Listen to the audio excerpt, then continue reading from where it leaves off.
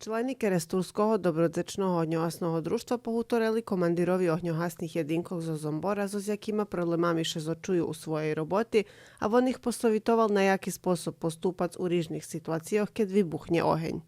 To veľo znači i veľo može nam pomôcť, môže nám savjetovať, že taký požár je, bože i tak môžete vysášiť, môžete tak hašiť. Teraz najväčší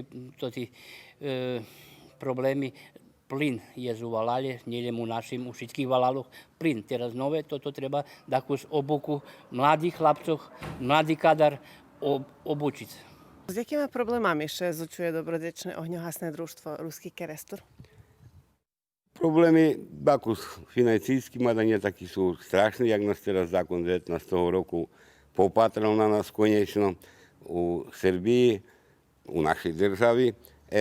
Prišlo na nivo opštiny i bol predsednik opštiny 2 raz tu.